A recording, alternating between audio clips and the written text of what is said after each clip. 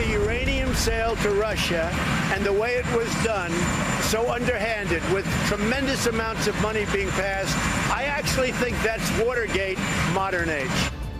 All right, it is Thursday, October 26th, and a Fox News alert: Watergate of the modern age. Breaking overnight, the FBI informant now free to talk about the Obama administration's questionable Uranium One deal and the bribery case that's now linked to the Clintons as President Trump blasts the disgraceful dossier.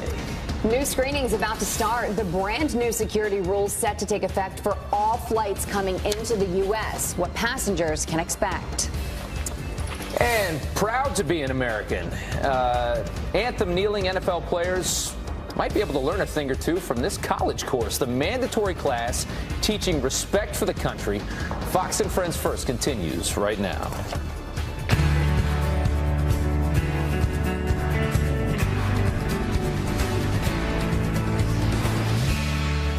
Good morning to you. If you're already awake, you only have one more alarm until the weekend, so that's a good start to your Thursday. Good morning. You are watching Fox and Friends First. I'm Jillian Mealy. And I'm Rob Schmidt. Thanks for starting your day with us. It is 5:01 here on the East Coast and Fox News Alert. We may soon get to hear from the FBI informant who holds key information linking Hillary Clinton to Russia's Uranium One deal. The DOJ lifting a gag order overnight. Now this as President Trump slams Clinton for funding the disgraceful dossier. Griff Jenkins joins us live in Washington, D.C. for all the breaking developments. And there's a lot. Good morning, Griff. There is a lot. Good morning, Rob and Jillian. We'll never know his identity. They'll protect that for his safety, but we will learn what he knows. The Department of Justice lifting the gag order on that FBI informant to testify before Congress over that controversial Obama-era Uranium One deal that gave Russia control of 20% of America's uranium reserves. At the center of this informant's testimony will be whether or not there was a coordinated effort by the Russians to curry favor with the Clintons to win approval of that deal. This includes allegations of bribery and corruption. And as you heard in the open, President Trump weighing in, calling that uranium deal a modern-day Watergate. This as revelations also on the dossier, tying Hillary Clinton's presidential campaign to that dossier. We now know that it was funded by the Clinton campaign and the DNC, as well as an unnamed wealthy GOP donor. This raising serious questions over whether Mrs. Clinton had any knowledge of it. Former Clinton spokesman Brian Fallon says he doesn't know for sure, but admits she may have been aware. Oh, I don't know. I haven't asked. I haven't spoken to her. No. Okay. Thank you for clarifying. Yeah. Shouldn't she know? Shouldn't you, someone so high up in the campaign, be informed of this? Well, I mean, she may have known, but the degree of exactly what she knew is beyond my knowledge. As for the next steps, House Intelligence Committee Chairman Devin Nunes now says he wants to look at what the dossier was ultimately used for. I think the next focus is going to be on whether or not did the FBI use this dossier to get any warrants? Did they use it to open up a counterintelligence investigation? And if they did, if they're using unverified information to open up inquiries into American citizens, I think we have a big problem.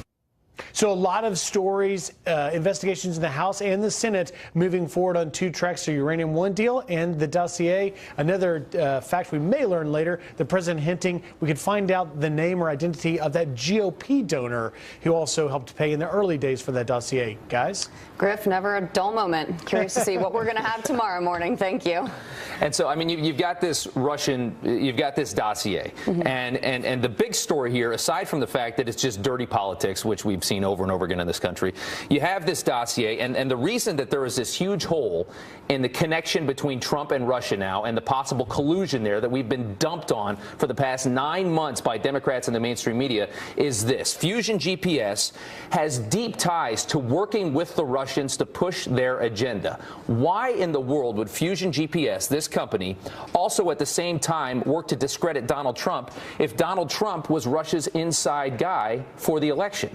That is the major conflict of interest, and that's what we have really learned here that, in my opinion, puts a huge hole in this whole theory that we've gotten just so much of, that Russia and Trump are in this thing together. There's a lot of connections to be made, a lot of questions at this point, but Molly Hemingway from The Federalist really sums it up pretty well. And in fact, for a lot of people, they're thinking the same thing. And she says this is a big shock, a stunning turn of events. Take a listen to Molly. This is a profoundly vindicating day. It turns out that the Clinton campaign was doing what it accused the Trump campaign of doing, wittingly or unwittingly working with Russians to undermine the 2016 election or to affect the 2016 election. It's a stunning turn of events, and it will soon learn how serious people were about the need to hold people accountable for any collusion with Russia. There you go. So, and then the next big question is, we've got Hillary Clinton now is in a tough position yet again. How much legal trouble could she be in here? And according to our legal analyst, 13 potential crimes at this point.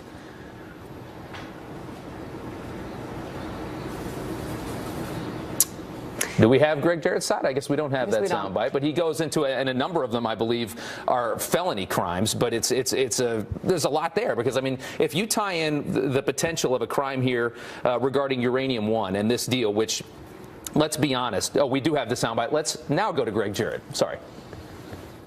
13 potential crimes committed by Hillary Clinton.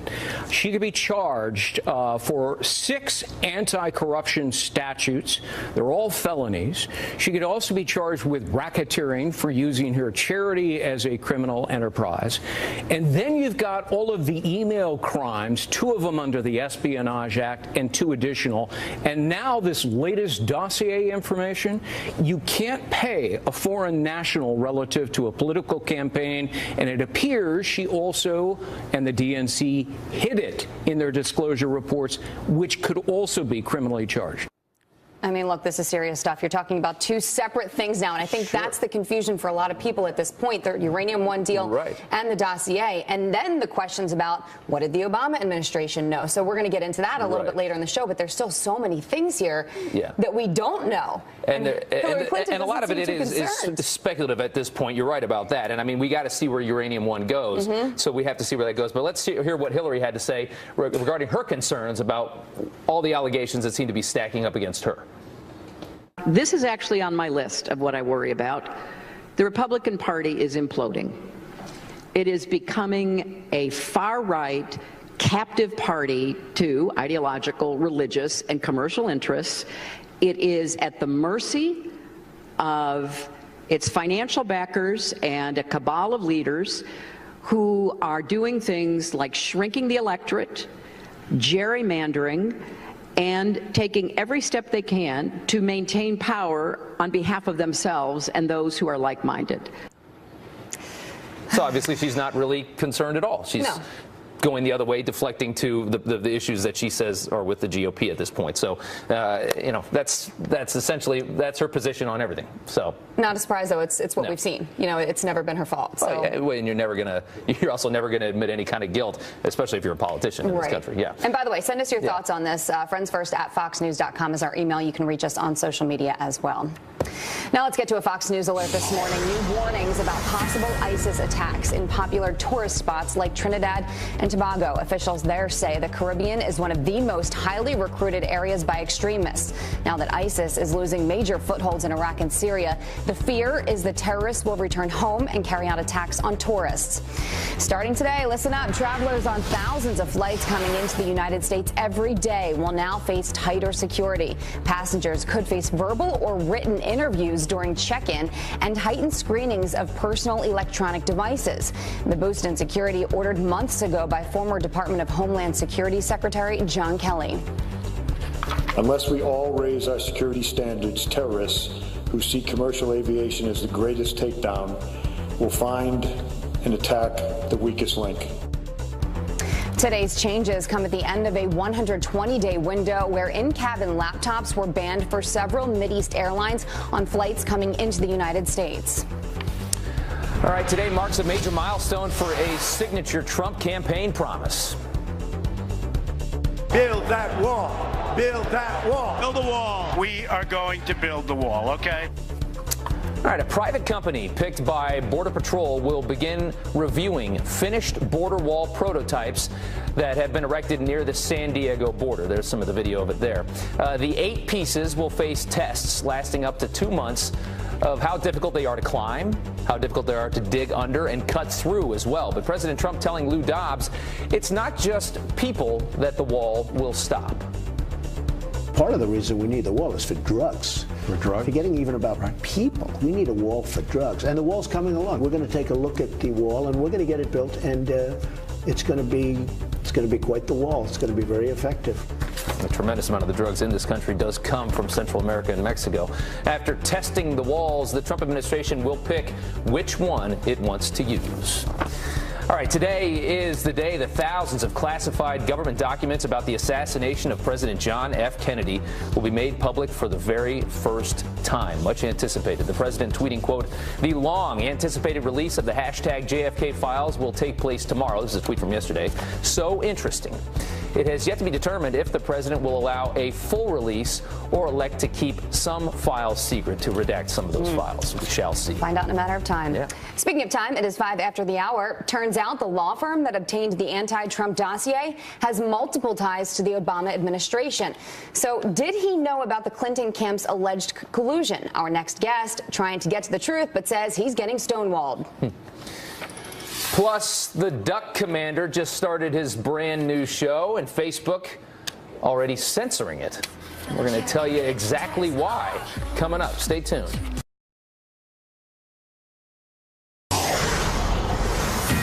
Good morning to you and welcome back. The law firm that retained the Trump-Russia dossier has not only has connections to the Clintons and the DNC, but also to the Obama administration. That's right. 3 senior officials of the former administration left in recent years to go work at Perkins Coie, which is the name of that firm. And they still work there today. So is it possible that former President Obama knew about the dossier's funding by the DNC and Clinton campaign? Joining us now to weigh in is Judicial Watch President Tom Fitton. Tom, thanks for joining us this morning. You know, the question that everyone is wondering at this point is, what did President Obama know? When did he know it? And how relevant is this going to be? How important is this going to be? Yep. Well, in addition to you having the legal connection at the law firm for the DNC, you know, the president was titular head of the Democratic National Committee, and they have a political operation in the White House, and they didn't shut it down during the presidential campaign. So you have to wonder whether the political operatives and the president knew about this dossier that they were compiling on behalf of the Hillary Clinton campaign during the campaign. And then after the election, remember, President Obama essentially said, all hands on deck, we're going to investigate this Russia collusion issue. So you have to wonder whether he and his intelligence agencies again used this dossier to make the case that the Russians were colluding to help then President-elect Trump, when they all knew that it was the Clintons that were colluding with the Russians to get dirt on President Trump himself. Well, right, yeah, and I think, you know, watching the other networks yesterday, the one thing that I saw how they did it, they weren't too scared to cover this story because I think they see it as tit for tat. They see that, okay, Hillary and you know, did some dealings with another country to try and get dirt, but they say, oh, well, Trump Jr. did it too. He had that meeting with was it Natalia, whatever her name was, and you know, and that, you know, they say that's the same thing. Well, is that true?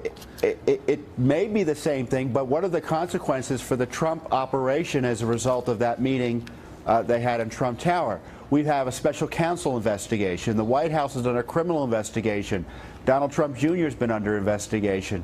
Had to go before, well, may have to go before Senate hearings and House investigators. What's going to happen to the Clinton operation? Is Hillary Clinton now going to be subject to a special counsel investigation because her operatives were talking to Russians about Donald Trump? If that's the standard, the Trump standard now means that Hillary Clinton and maybe Barack Obama, depending on what he knew, are going to be asked questions by an independent special counsel. And this is a test for Mueller to see if he's independent and fair. I don't think the test is going to be met, but we'll see. So you've been trying to get answers to a lot of these questions that everybody has, and you've been getting stonewalled. Explain. Well, we asked the FBI and Justice Department for records about whether or not the FBI was paying the dossier authors, and we've been getting the stonewall. They've been saying you can't have anything because it's under investigation. No, actually, they said we can't even confirm or deny whether we have such records.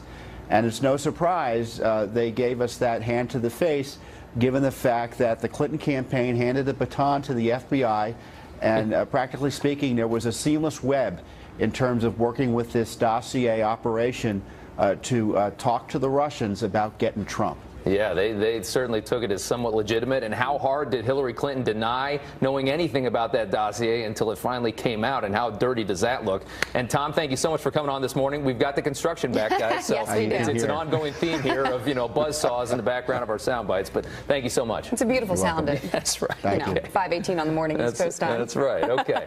All right, coming up, the brand new ratings are out for VA hospitals across the country. So is service any better for our nation's heroes? Well, don't get your hopes up. And she's been rallying the resistance since the beginning. He's like Lord Voldemort. Let's just ignore that he exists.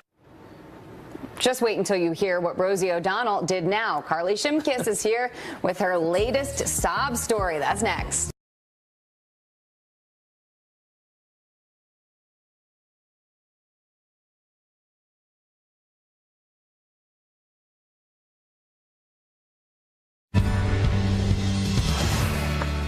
All right, Rosie O'Donnell has led or helped to lead the resistance since the very beginning of Donald Trump.